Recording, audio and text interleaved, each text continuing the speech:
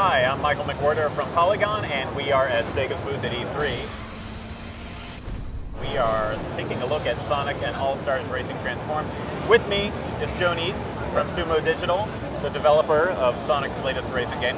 Okay, Joe, tell me a little bit about what's going on. Okay. Sonic's racing again. He is.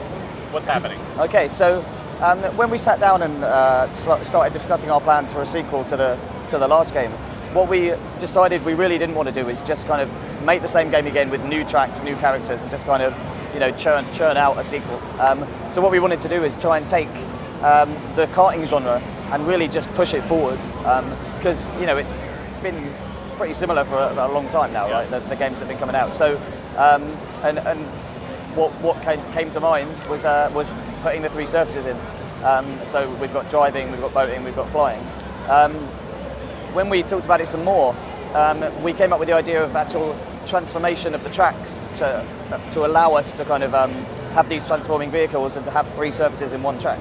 So it just became more and more that transformation was kind of the key hook of the game, which is why we ended up putting it in the title of the game. So, but the actual quality of each mode, so of like driving and of boating and of flying, we really wanted to basically not have it just like you're driving a car on water, or so we've really gone to town. So it was always the case that they should be able to stand alone as their own game almost.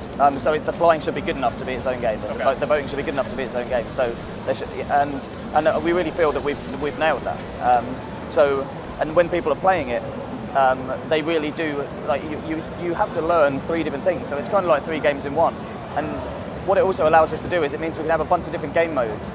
So not just racing, but game modes that are based around flying or based around water. So there's just a ton more variety, basically. So you've got cars that transform yes. into boats and planes. Yeah.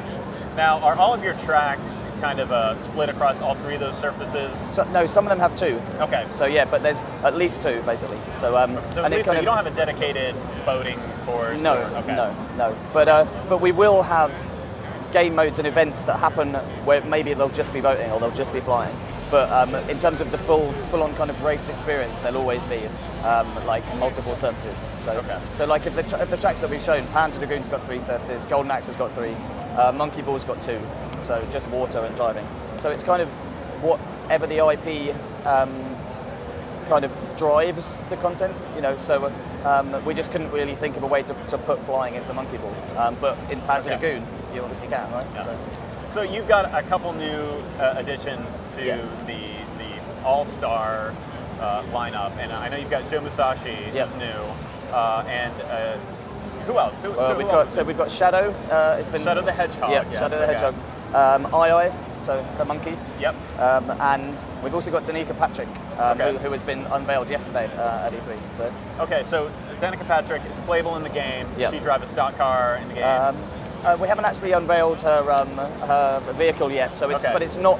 I don't think it's not quite what you'd expect, but it's a really cool vehicle. So I'm not sure when we're going to be showing that off to people, but it is really cool, and we've got a kind of cartoon stylized version of Danica Patrick herself. So it's always a little suspicious when Sonic gets together with some real life human girls.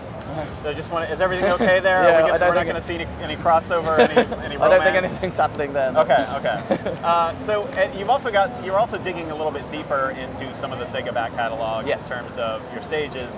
You got Golden Axe theme stage in there, Panzer Dragoon theme stage. Can you tell me a little bit about how you kind of explored some of that stuff and how you designed some of those stages? Okay, so. One of the hardest things actually is deciding what IPs go into the game, both for characters and tracks, and also getting agreement with Sega, right? But the approach we took on the tracks, well, the first thing was we wanted a different IP for every track. Well, in the last game, there were like three set in like Green Hill Zone or three set in the Monkey Ball world, but we wanted every single track to be different. So you should be able to take a screenshot of every track and tell them apart instantly. So you're not going to have two snow levels, you're not going to have two lava levels or whatever, right? So, but we came up, first and foremost, with cool ideas for tracks. So for the Golden Axe one, we wanted a track with a volcano in, and we wanted like rivers of lava, and we wanted this volcano to erupt and destroy stuff. And then only once we'd kind of come up with the idea for the track did we then look into the kind of the IPs throughout Sega and try and come up with a really compelling one. And then you can kind of attach the IP-ness to the track. So we did that for all of the tracks, and we kind of got agreement from Sega that the IP didn't matter as much as we kind of thought it did, because of the people that play this game, hopefully, if it's really successful, we'll get loads of like mainstream gamers and casual whatever, but they won't know half of these IPs, right? Right. Yeah. So they won't really mind. It'll be like 10 or 20% of the people who play the game will know them and will really love all the cool stuff. Whereas everyone else will just remember a cool track, right? Yeah. So they'll remember that it had lava and a big raptor and a volcano exploding. So they'll remember that part of it. So we've came up with different ideas for every single track, and then we've attached IPs to them afterwards. And okay. So by doing that, we've actually been able to get some IPs in there that you wouldn't think like we'd be able to kind of bite off. And so some really, like there's a few really obscure ones and like really old ones and classic ones that people will love. The fanboys, still to be announced. Yeah. Because like obviously Panzer Dragoon and Golden Axe are pretty cool and like well loved stuff. But there's some more coming basically that we'll be announcing, I guess, at Comic-Con and after that. But, okay. So I noticed, I saw that you have the Golden Axe selection skeleton, the big hulking blue skeleton. What is the most obscure thing that you've packed into this game so far that you're able to talk about? Cool, that's a good one. Am I going to see Flicky or Psycho Fox hidden amongst the clouds, or am I going too obscure for it? Flickies will appear in some guys, okay. I think. But I'm trying to think, to be honest. I don't know, there's so many little touches. It's like Gilius's vehicle, right? So I don't know if you've seen Gilius's vehicle, but basically... I saw a glimpse of it, and I think it's right there. Is he flying on a chicken wing or a hawk, or what is that? Well, basically it's an eagle. And, he's got the eagle. Yeah, so okay. It was like our art director, a guy called Andy Ritson, who's like amazingly creative, came up with this idea that the vehicles should be like statues that come alive, like in the old Ray Harryhausen movies, like Jason and the Argonauts and all that, the sort of stop motion stuff. So basically he's riding a statue of a bull on the land and a turtle in the water and an eagle in the air, and those are also the stages from Golden Axe, the levels. So you were on a flying eagle when you were battling in one of them, and then there was a turtle that you were riding on. So it's kind of inspired by that, but basically we have these little boost markers on the back of like exhaust flares or whatever, right? On the back of every vehicle, and so we had to add stuff on there. So those are the little potion bottles that the thief drops. Yep. Like, so those are the little boost markers, and it's like all those little touches that we try and get in everywhere, and that's just like one character. But there's that many nods to the kind of Golden Axe franchise and the kind of the memorable bits about it, right? So yeah. So gameplay-wise, have you changed anything mechanically about the way that the cards handle, just on the on-road? We have, we have actually. This is a brand new engine for the game, so we've actually made the drifting a bit more physical, a bit more hardcore. The whole sort of handling and feel of it is a bit more just, I don't know. It feels more like a car than a cart. Like, so it's a kind of a more grown-up handling feel, and the boating's proper boating. You really have to keep control of it when you're fighting against all these waves and stuff, and then the flying is full 3D stuff. So yeah, we've basically taken it a step forward, and it's built from the ground up using like a solid physics base. So the driving it's actually a car, it's actually set up like a car, and the boating is all buoyancy and all this stuff. So whereas in the last one it wasn't using true kind of 100% kind of car physics or something. It was some like the drifting was fudged. It was applying forces rather than just actually drifting a car. So yeah, it's a more realistic kind of interpretation of it now. Okay, so you dropped the Sega from the title. I'm guessing maybe that has something to do with the fact that Danica Patrick is in the game.